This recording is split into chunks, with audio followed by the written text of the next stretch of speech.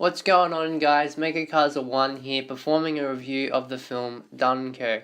Now, if you haven't seen Dunkirk, I know that it just came out, and you don't want to be spoiled, please don't watch the video. This video will contain some spoilers, and I think I go into detail for a key scene. So, if you don't want spoilers, and you might watch the film later, don't watch the video from now.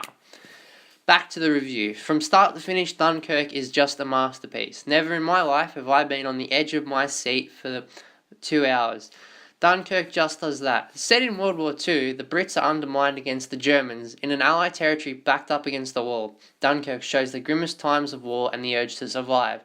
The film is set in between three stories: the air, the land, and the sea, with the majority of the film focusing on Tommy, a young army soldier who is trying to leave Dunkirk and come back to Britain. Another character who is prominent is Farrier, the air character, a pilot from the Royal Air Force who is part of a three-man team to help support the soldiers trapped on Dunkirk, whilst Mr. Dawson is a prominent character of the sea storyline.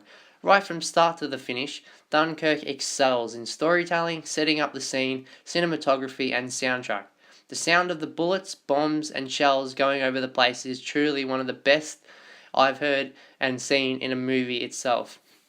The storytelling is top-notch by showcasing early what each story there is and how far apart they are from the real timeline events.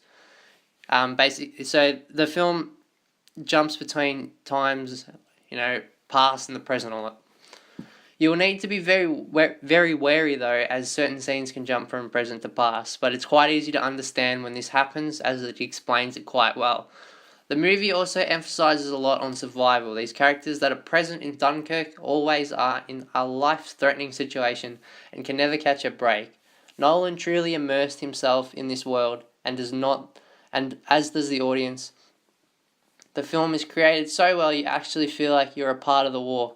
Dunkirk, most importantly, stays true to the content. The constant fear of war and the enemy approaching is exhilarating and tense. An example is there a scene where Tommy the soldier and some other soldiers are trapped on a boat, only to be shot at by an unknown enemy, thus sinking the boat and letting the water out. The soldiers must either risk going out of the boat at the top and being shot, or trying to break free from the boat whilst the water is flowing in. What makes the film a standout is how little dialogue there is, and it's not a bad thing. The little dialogue is further emphasis on how realistic this war was, as soldiers didn't casually talk about seeing the horrors. Most of them were suffering from PTSD, or just remained quiet as they needed to survive. Dunkirk is an extraordinary achievement for Christopher Nolan. It's one of his finest films to date. I'd recommend this film to anyone, as it is a must-see in a theatre. Overall, I'd give this film a 9.1, as that's what I've considered it for a masterpiece for me. In my opinion, I would say also that it's Nolan's best film since Inception. Thank you, guys. MegaCarza out.